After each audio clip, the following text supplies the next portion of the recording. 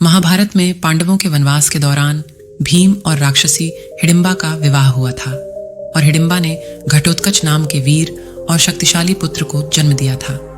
एक कथा के अनुसार जब श्री कृष्ण ने दैत्यराज मूर का वध किया था, उसी समय मोरवी ने अपने पिता के वध का बदला लेने के लिए श्री कृष्ण को रणभूमि में युद्ध के लिए ललकारा एवं उनसे युद्ध करने लगी एवं श्री कृष्ण के प्रत्येक अस्त्र को विफल करने लगी। आखिर में श्री कृष्ण ने मोरवी का वध करने हेतु सुदर्शन चक्र धारण कर लिया। श्री कृष्ण के ऐसा करते ही देवी कामाख्या प्रकट होकर श्री कृष्ण से मोरवी का वध न करने के लिए कहा और मोरवी को कहा कि हे मोरवी, इनसे क्षमा याचना करके इनका आशीर्वाद प्राप्त करो। तत्पश्चात मोरवी ने ऐसा ही किया। कालांतर में श्री कृष्ण के आदेशानुसार महाबली भीमसेन और हिडिंबा के पुत्र घटोत्कच के मोरवी द्वारा नियोजित शास्त्रार्थ की प्रतियोगिता जीतने पर मोरवी का विवाह घटोत्कच से हुआ। कुछ समय पश्चात घटोत्कच और मोरवी को पुत्र की प्राप्ति हुई, जिसका नाम बर्बरीक था। बर्बरीक को धनुर्विद्या उनकी दादी हिडिंबा ने सिखाई थी। बर्बरीक युद्ध में अजय बनने के लिए और भी कई सिद्धियां प्राप्त करना चाहते थे।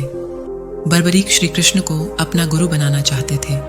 बर्बरीक ने श्री कृष्ण से स्वयं को अपना शिष्य बनाने की प्रार्थना की। तब श्री कृष्ण ने बर्बरीक को गुरु विजय सिद्धसेन के पास जाने के लिए कहा। जब बर्बरीक वहां पहुंचे तो उन्होंने देखा कि गुरु विजय सिद्धसेन उस समय कामाख्या देवी की तपस्या में लीन थे और कुछ राक्षस तपस्या में लीन विजय सिद्धसेन का वध करने के लिए आ रहे हैं। तब बर्बरीक ने सभी राक्षसों का वध करके गुरु विजय सिद्धसेन के प्राणों की रक्षा की। बर्बरीक ने उनसे प्रार्थना की कि वे उन्हें अपना शिष्य बना ले। तब विजय सिद्धसेन ने बोला कि मैं तुम्हें अपना शिष्य जरूर बनाऊंगा, लेकिन अभी मेरी साधना पूरी नहीं हुई है। मेरी साधना को पूरा होने में 7 दिन और 7 रातें लगेगी, और यदि तुम 7 दिन और 7 रातों के लिए मेरी रक्षा करो और किसी को मेरे पास ना आने दो, तो मैं तुम्हें अपना शिष्य जरूर बनाऊंगा। तब बर्बरीक ने उनकी बात मान ली और बर्बरीक गुरु विजय सिद्धसेन की साधना पूरी होने तक उनकी राक्षसों से रक्षा करता रहा। गुरु विजय सिद्धसेन बर्बरीक से प्रसन्न हुए और बर्बरीक से कहा कि उसे 3 रात और 3 दिन के लिए तालाब में खड़े रहकर सिद्धि मंत्र का जाप करना होगा, और साधना पूरी होने के बाद तुम्हारा शरीर स्वयं जल से ऊपर उठ जाएगा और तुम्हें सिद्धि प्राप्त हो जाएगी। बर्बरीक 3 रात और 3 दिन के लिए तालाब में तपस्या करने के लिए चले जाते हैं। तपस्या के बीच में उन्हें कई कठिनाइयों का सामना करना पड़ता है। बर्बरीक की तपस्या पूरी होने के बाद कामाख्या देवी प्रकट होती है और बर्बरीक को 3 सिद्धि बाण देती है। देवी के दिए हुए सिद्धि बाणों को प्राप्त करके बर्बरीक पूरे विश्व में अजय बन जाते हैं। गुरु विजय सिद्धसेन ने बर्बरीक से वचन लिया कि युद्ध में जो पक्ष हार रहा होगा उसका साथ देना। तभी से श्याम बाबा हारे का सहारा कहलाए। महाभारत युद्ध के बारे में जब बर्बरीक को सूचना मिली थी तो वे भी युद्ध में भाग लेने के लिए जाने लगे। तब श्री कृष्ण ने बर्बरीक से पूछा कि तुम किस पक्ष की तरफ से युद्ध करोगे। बर्बरीक बोले कि मैंने अपने गुरु को वचन दिया है कि जो पक्ष हार रहा होगा मैं उसकी तरफ से युद्ध करूंगा। श्री कृष्ण ये सुनकर सोच में पड़ गए, क्योंकि बर्बरीक के इस वचन के बारे में कौरव भी जानते थे। कौरवों ने पहले ही योजना बना ली थी कि पहले दिन वो कम सेना के साथ लड़ेंगे और हारने लगेंगे।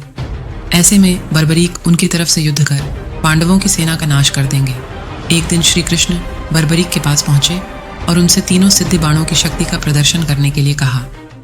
श्री कृष्ण ने बर्बरीक से एक पीपल के वृक्ष की ओर इशारा करके कहा कि वो एक बाण से वृक्ष के सारे पत्तों को भेद कर दिखा दे। बर्बरीक ने भगवान का ध्यान कर बाण चला दिया। उस बाण ने पीपल के सारे पत्तों को छेद दिया और उसके बाद बाण श्री कृष्ण के पैर के चारों तरफ ही घूमने लगा, क्योंकि श्री कृष्ण ने एक पत्ता अपने पैर के नीचे छिपा दिया था। इन बाणों की शक्ति देखकर श्री कृष्ण चिंतित हो गए।